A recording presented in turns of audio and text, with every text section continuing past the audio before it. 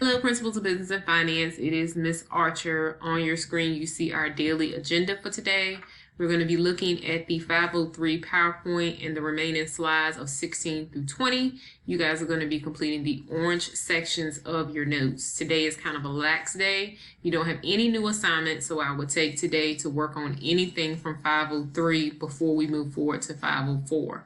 And then as your exit ticket, please make sure that you answer the Zoom Friday check-in question to let me know what time you'll be available on Friday so I can make an arrangement for us to do our second Zoom check-in. As always, some reminders and FYIs on this coming Friday. If you have received the 2 weeks packets before when we got out of school back on March the 16th and you need another packet, those packets will be delivered or picked up from the school. I do believe that the school buses are going to be delivering them those days. Also on that Friday, we'll have our Zoom check-in. I will email everyone with the date and time. And then also all the assignments that posted on the 31st are due by April the 9th. And this is before spring break. At the bottom of your screen, you see Mr. Moore's contact email and his remind. You see my email, my Google Voice number, and my Remind app. Let's go ahead and look at 503 PowerPoint slides 16 through 20. So starting in slide 16, we're talking about globalization and the unimpeded flow of capital, labor, and resources across national waters. We also look at the customer demands. This is the manner in which individuals act and determine what we buy, our spending trends, and then also the industry structure changes. So everything now has changes with COVID-19. We're not able to go out and shop at the malls and the movie theaters, bowling alleys. So our spending habits and trends have changed and our demand is shifting to more things where we are comfortable at home. So the industry also has to change to accommodate that.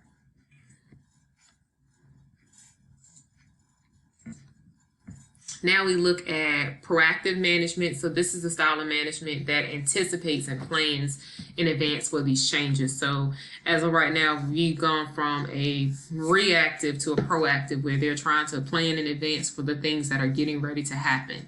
Then you have competitive aggression. So this is a negotiating style in which both parties are negotiating back and forth, sort of like a challenge or rivalry to try to figure out how they're going to achieve a desired outcome. And of course, innovative management, we talked about innovation further back in objective 1 and 2. And of course, innovative is just the ones that think outside the box and they have a more controlled environment. Then we look at organizational learning. So this is just the ability to accept and respond to change appropriately and become more effective.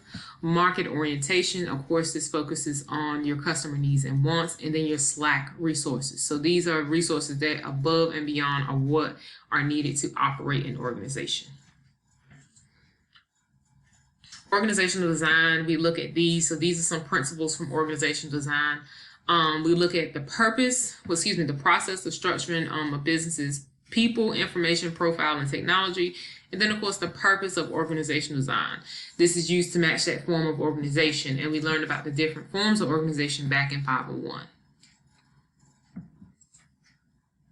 Now, some more vocabulary words and some key concepts. We look at the span of control. So this is the range of employees to report to a managerial position. And then, of course, you have your authority levels. So these are someone that is in power. Responsibility, of course, they have a duty to carry out for a certain activity. Your delegation is, of course, making sure that multiple tasks are broken down and given to people. Then, of course, you have your chain of command. So this is how you approach first. So in the school system, it would be your teacher first or your guidance counselor, then your assistant principal, and then the principal. So think of that type of chain of command. Then you're looking at accountability. So this is the responsibility for what happens. You're the one that steps up and say, okay, my team did this and I'm taking responsibility or accountability for it. Line authority.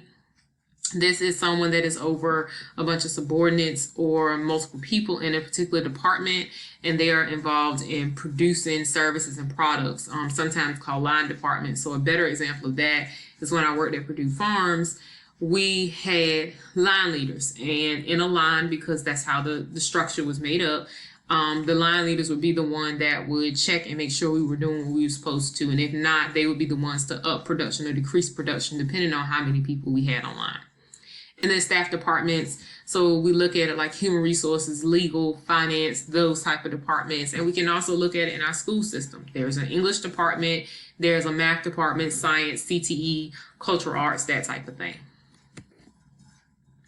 And then we're looking at the different types of organizational structures. So you have your functional structures, your divisional structures, your lateral, which means they offset and have coordinated problems, and then your matrix. So these needs are consistent, coordinated in all the functional activities. And then you have your advantages and disadvantages listed on both of them.